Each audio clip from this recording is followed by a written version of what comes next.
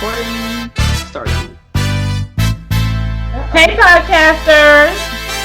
We are the ladies from Read, Watch, and Wine, and I am Rhea. Treva. Champagne. And Lynn.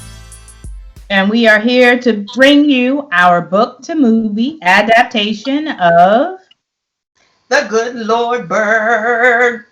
Yes. McBride. Just want y'all to know this was my pick. But before we get into it, Lynn, what are we drinking? Today's wine is Lambrusco Vino Brillante. Okay. The bottle has a butt print, like from jeans. It's pretty cool. It's a semi-sparkling wine. It is empty because I had a long day today, so I kind of drank a little earlier than the recording. But yeah, it's not empty, but it was delicious. Obviously, it's okay. We have ours. We're good to go. So, yeah, it was good. Okay, y'all, let's get started. How'd you like it? I liked the book. It was such a great twist on a true story, but in a fictional way. So I really loved the way they were able to tell the story of John Brown in the book through this fictional character of Onion. Onion. I loved it also. It was I actually caught myself kind of like not really laughing out loud, but like it's supposed to be a comic, and so I was laughing, and I'm just like I kept stopping when I was reading it, or I'm sorry, listening it to an Audible, and being like, there was a boy dressed as a girl, and her name was Onion. Like I having to like process that in my head throughout the whole book. Like nobody sees anything wrong with this. Hilarious. I really love the book, and I love how it brought like some comedy to like a hard subject to talk about. So I really enjoyed the book. Yeah, so did I. I thought it was the funniest, saddest story ever. Yes. Funniest, saddest. I mean, in the book, when they talked about how John Brown would go on with those sermons, like I could picture that because there's so many people in my family that do that. And he's like, he went on and he would go on for another 20 minutes. And I had to see how they were going to present that in the movie because, you know, you get in my family, you will get a beat down if you say the prayer too long and we're trying to eat Thanksgiving dinner. Oh my God. Thanksgiving dinner was the most hilarious. I mean, I literally was laughing till I almost peed my pants because you're right. We know we be fighting. Pop, pop, pop. Pop. You know, you open up that one eye and like, can somebody hit her? And then you look to see yourself looking around like, come on, man. Exactly. Yeah, I'm going to have to, I don't know if she's going to listen to it, but I'm saying, Aunt Beverly, I'm saying. You got to read John Brown to understand what we mean. Shut it down. All right, bro. Time to wrap it up. Right.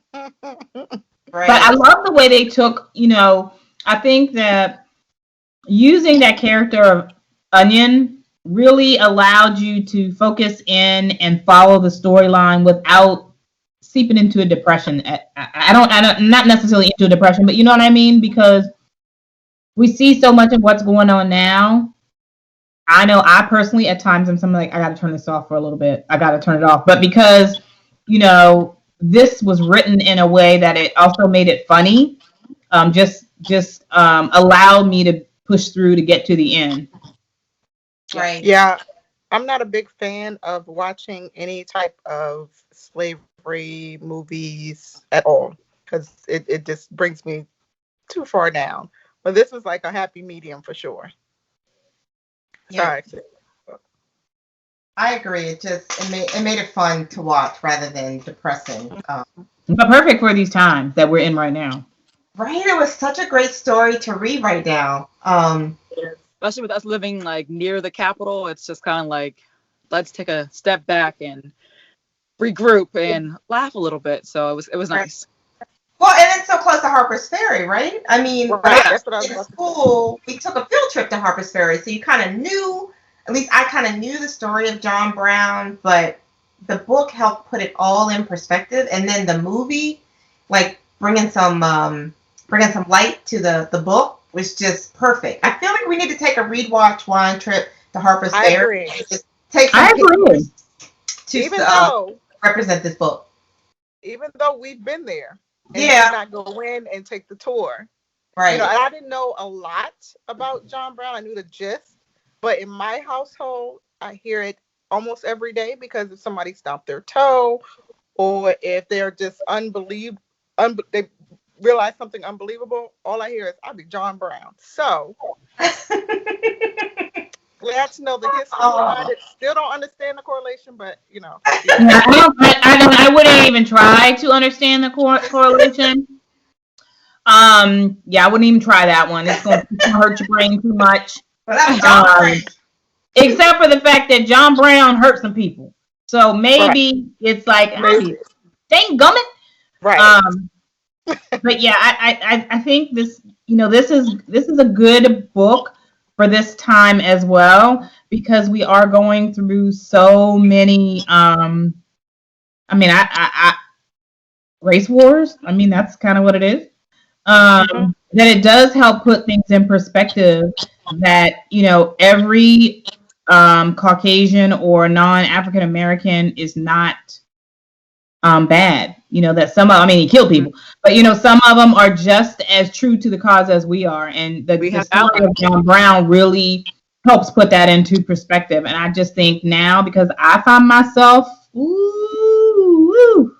sometimes, you know, even at work, I'm just like, dude, like, what, you know, I almost say privilege every once in a while, but I don't let it come out. But I do feel like this really hits home, to just bring you back to some sort of a reality for me, that everybody's not bad. So. Right. That's true. And we need those checks every once in a while, because we get so consumed with the news and everything that's going on in the world. You're just like, oh my gosh, everything is bad.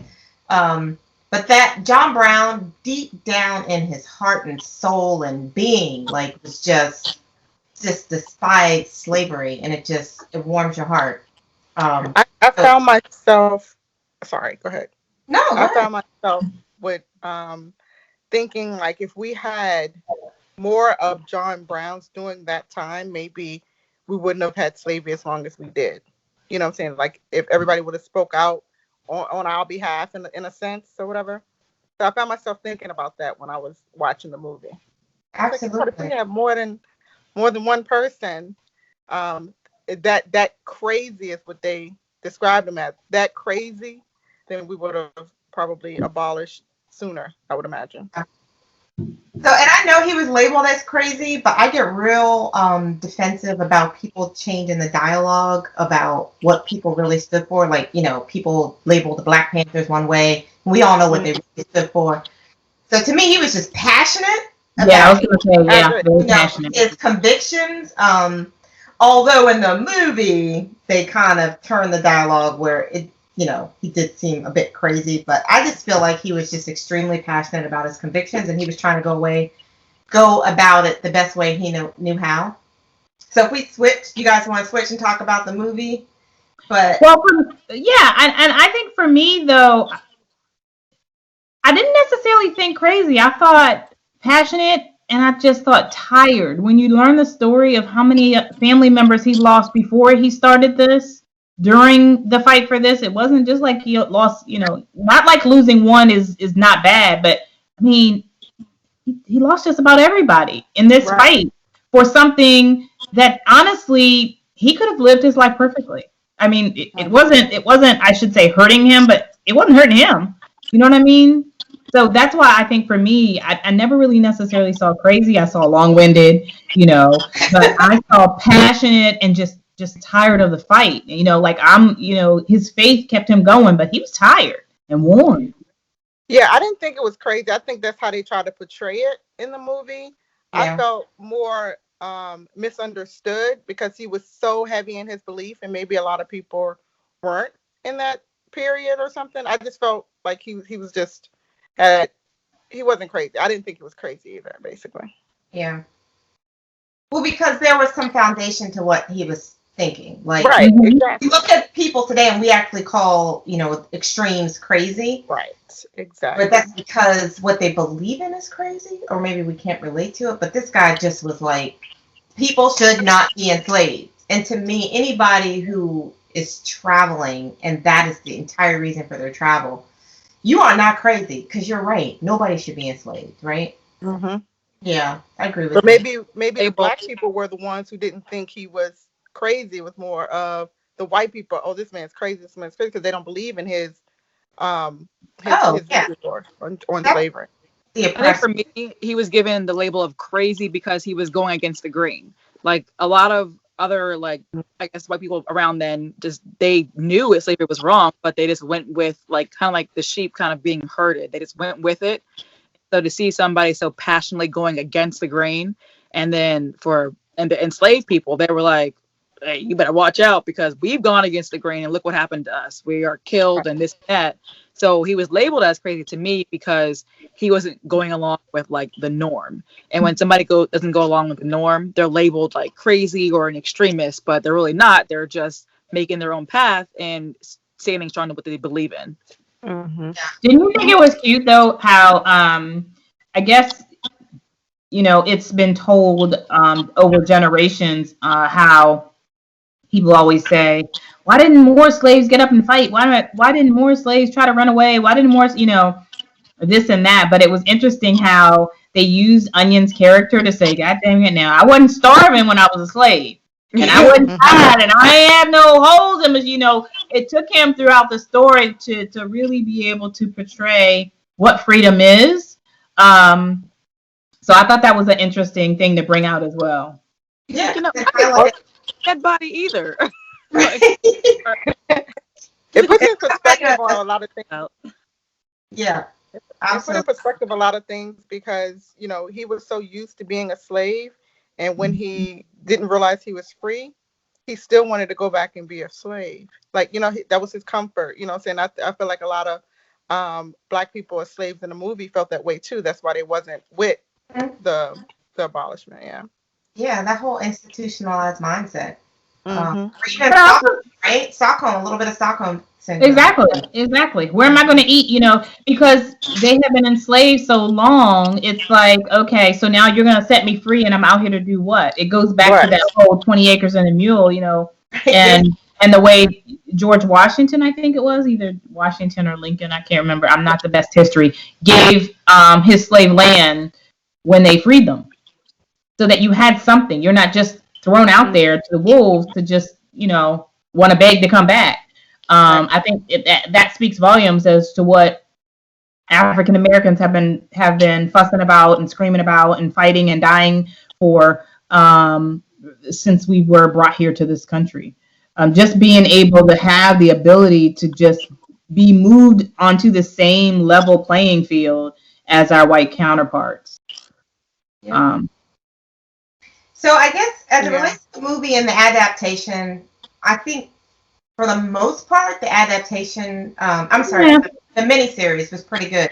Yeah. I just don't understand why they removed the part where Onion was in the brothel, because that could have been an episode. Like, it could have extended to just 9 episodes, and there could have been one episode dedicated to the brothel. But the miniseries didn't have him going into the brothel with the woman that became his friend. Yeah. But they did. They did. They did. I didn't see any of that. Did I miss an episode? Yeah, you did. You must have. Yeah. I didn't see an episode where he was in the brothel with that woman and she knew. Yeah. She finally told her she was a man. When? Okay, you missed the episode because it was they did almost a whole episode on that. Either you missed the episode and fell asleep and then woke up and thought you didn't realize you missed something. That's true. Oh. Yeah, I missed that whole part because I was like, why would they take that out? And then that whole thing with Ed that was in like the slave shack and he was mad at him because Onion went into the house and Ed was in the shack. Bob. Yeah, that was Bob. That was that was the whole thing. I didn't see any of that. Yeah, you got to go back. It was they didn't got complaints and the adaptation was on point and perfect. Okay. Right. I was about to say. Wait a minute. It was pretty on point. It was pretty on point. Yeah. Yeah, it really was. It really was. Yeah. Wow. Well, So wait a minute. Yep. okay. While we're talking about the movie, Frederick Douglass. First of You know I love him. You know I absolutely adore him.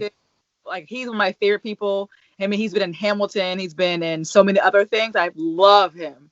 Absolutely. I thought that's who it was on what's the show we watch? The Masked Singer. The Masked Singer. I just knew he was a damn tree. But it wasn't. But I swore it was him. I love him. Oh, but I was like, man, get out of here. But the scene with Frederick Douglass and Onion and the cognac they were drinking. Oh, I was laughing out loud. Onion was like, right. And he was like, for you. And he was like, well, good, I need it. And then with the whole dynamic with like his wife Anne that came in, and then like the French woman that came in, and he was just kind of like, oh, well. And the whole time Onion's like trying to get more and like pour it. That scene was hilarious. It was so funny. But it was a good scene. More of an alcoholic in the book, but they showed really true that particular moment on how much he really was an alcoholic, I guess, in the book. Yes. Well, I guess you're old enough to have like one. Right, like, exactly. Yeah, that was so fun. And the vanity of Frederick Douglass. I was like, ooh, yes. Which is really how he's portrayed in history, you know? Yeah. And he had a white wife too. I was not aware of that. Or girlfriend, whichever. I'm interested in knowing, and I guess this is going to be something for Lynn, like just in the history of the John Brown era, is it commonly known that Frederick Douglass was his downfall as it relates to the raid? Because, you know, the movie portrayed that Frederick kind of like left him hanging at the end there. And I'm wondering if that's truly part of the story. I was thinking that it was, because the story that he actually, you know, he did write something about John Brown, saying that he was the person who kickstarted the war. And I would think that if he didn't, he may have said he's the one who did it. Mm-hmm. Maybe. But yeah, Google can find it. Yeah, I'm gonna have to look it up, because I'm like, was that real? Because, you know, you had to try to decipher which parts were based in truth and which parts was comedy. So I just wasn't sure about that aspect. You know, but can I tell y'all how much? Oh, go ahead. No, I was just gonna say, I never thought that Frederick Douglass. Well, I think probably part of his downfall was Frederick Douglass, but I think the main part of his downfall was going to Harpers Ferry in the first place. They tried to warn him that it's not enough slaves here that's going to be willing. You know, they have like 1,200 slaves when they could have went to Baltimore, D.C., who had more slaves that would be willing to, because he had to bring the slaves to Harpers Ferry, the railman. Yeah, but part of that problem was him changing the date. Mm-hmm. Well, yeah, that was part of it. But like the railroad conductor guy said that he was like, you should go on to Baltimore. Which I didn't recognize. It was the comedian Orlando. Yes. Was like a little bit skinnier, and I was like, it took me a minute. And I was like, look at him getting up in here. Okay. I know, right? The cast was phenomenal, and I loved Ethan Hawke before, but when I tell you, he is on my list of favorite. Like, he embodied John Brown. I watched a little video clip of him, and he was saying he read every single original letter that John Brown wrote. He read everything he had his hands on. He was saying that he had them build his costume weighted down so that he would feel like he was like heavy and exhausted. He wanted to portray that. Like, when I tell you, he put so much study into that role, and it was clear. Like, that wasn't Ethan Hawke in the movie. It was at all. John Brown. At all. I hear that because some actors or actresses don't take enough like heart and weight into it, where they're just like, oh, well, I can transform it and make it into myself. Versus like Ethan Hawke being like, look, I'm going to do whatever I can to pay this guy justice and do my due diligence to bring that character to life. So I really appreciate him doing it. It was such an important story. I'm glad that he did. You know, he couldn't have asked this one. I feel like no one could. Right. Yeah. Just freaking amazing. And Onion casting now. But yes, and the casting. Yeah, I know. We have moved into the casting. But Onion, whew, I love I loved everybody. I did. He was the cutest little thing. Pi wasn't who I thought she was gonna be, like mentally, but she still fit for me. It was. I thought about I didn't see her in the movie, so I don't know. Right.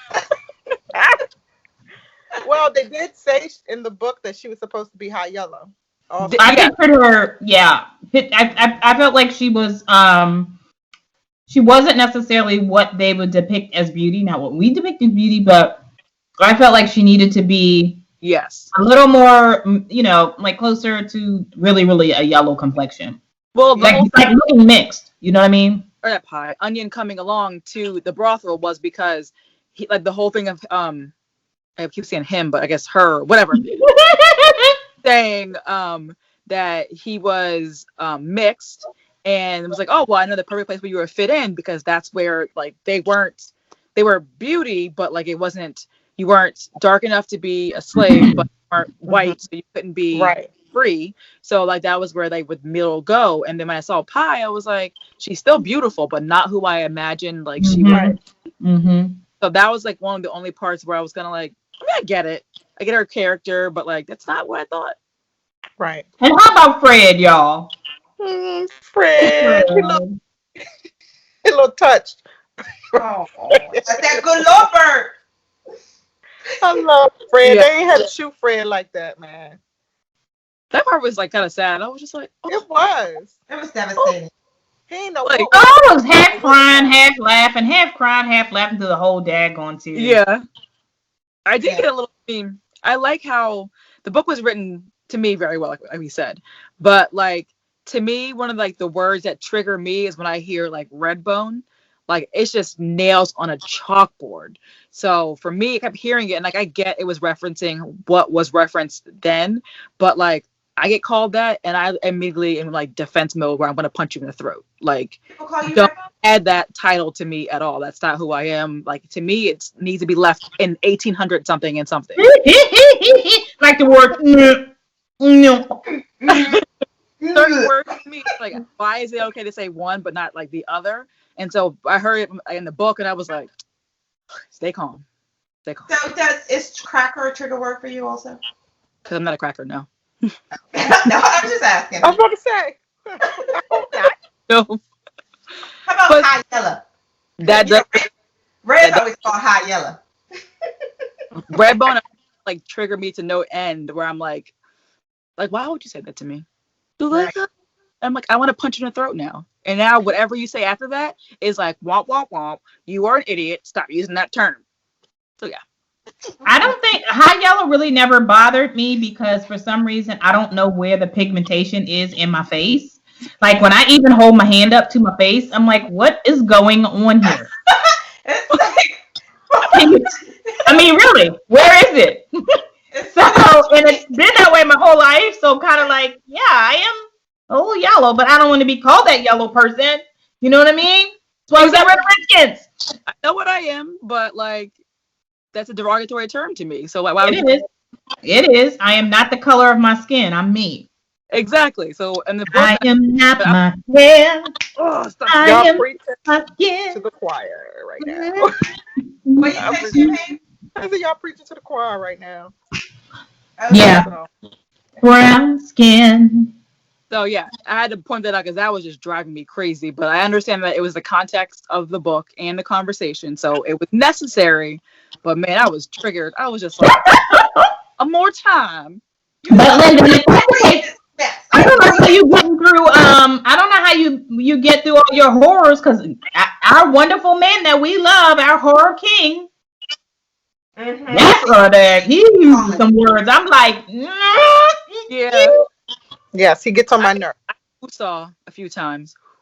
And he wasn't fighting for the cause. Like 1980 something, and they're like, he's like using these words, and I'm like, dude, you catch up on the times. I'm politically correct.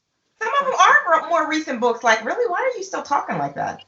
Yeah, because he can. Exactly. So one of the things that I thought was amazing in the book was how, and I may have been talking to one of y'all about it, I can't remember, but how the Black people knew that Onion was None of the white people did, and so that whole y'all all look alike thing. That was so hilarious to me. Like the black people, like, man, what you doing dressed like that? Right, exactly. He's like, nope. It was funny because the first one, what was it? Bob was the first person who noticed it, right? Wasn't Bob the first one that kind of came up on him, and he was like, it's almost like, oh, you know, you're doing all right. We know you look like my little brother, man. When he got to like the Washington estate and like the butler guy was like, man, you have to get here, and he was like, I'm not leaving. But then like time John Brown's like literally just like, yeah, and she's very comfortable and this and that. I treat her very well, and everybody was like, we could tell. Right. But in the show, when he like finally professed his love to his daughter and like opened his shirt up, and I wanted like their faces to be wait, where are the boobs? Up dress, I mean. Like they did a little bit like a shock, but like I wanted their faces to be more like this whole time. And poor Fred. And what about Fred though? Poor Fred. Like she loved him too. Because Fred knew too.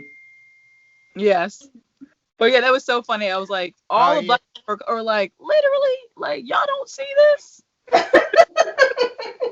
How about the Harriet Tubman? Oh, I liked her. I'm going to tell you something. Oh. When they kept talking about the what is she called? The general? The general. I knew exactly who they were talking about. And I said, if I see Cicely Tyson, I swear to God.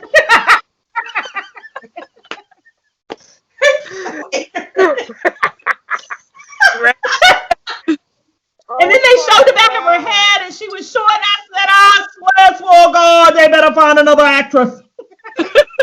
All right, Martin Luther King. I know, you gotta stop. Oh my God. I love me, Cicely. Cut it out. I love Cicely too, but dang, let somebody else play an old lady that's black. It's not fair.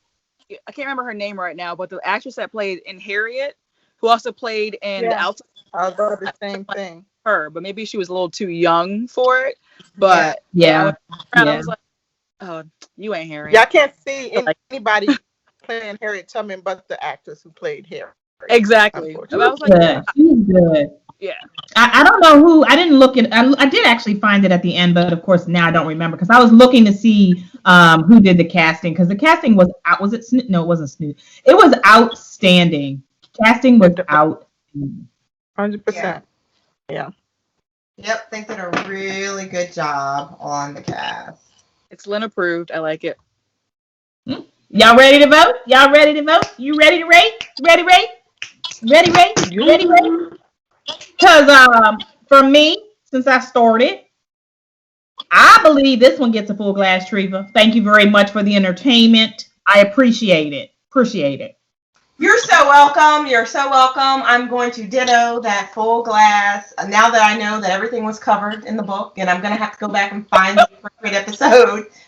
Full glass for me. All right, it was a full glass for me because I seen the series before I actually read the book because I didn't know we were going to read the book at the time. So I watched the series and I was like, this is a book. Let's go. So I already loved it. And I knew that I was hoping they would not mess it up. So, and they didn't. So like I would fall asleep and I'd wake up and it'd be like on the show. And I was like, where's the remote? Because I don't want to get hooked on it. I got to wait to read the book. So for me, it is a full glass because I love the book. The adaptation was on point. The casting was perfect. Everything that was like in my head when I was reading was as it was in the miniseries. So everybody gets a full glass. That gives us a full bottle. Good job, Treva. We 2 for 2 this year, y'all. We 2 for 2 right now. Good job, Treva, for Treva's pick. 2021. Look it up. Golf clap for you. Golf clap. Yeah, I'm hoping we keep this streak going. 2 for 2. Yeah, I think we can definitely keep it going as long as we have no more Artemis Fowl. We'll keep it going. We got a few here, so we'll see. Very, very excited. Very, very excited. Thanks for tuning in. Follow us on. Follow us on Instagram, Facebook, and Twitter. We watch wine and our website, www.readwatchone.com. And YouTube. Please comment, send us suggestions, and keep watching because we got some things coming as soon as we get out of this pandemic. 2021 we're hitting the ground running. Stay tuned. Our year. It's ours.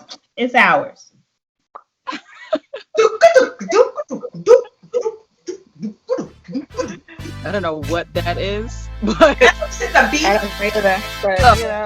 I couldn't dance along to it. I was like, wait, is it go-go? Yes. For me, it was go-go. For me, it was ba ba ba ba ba ba.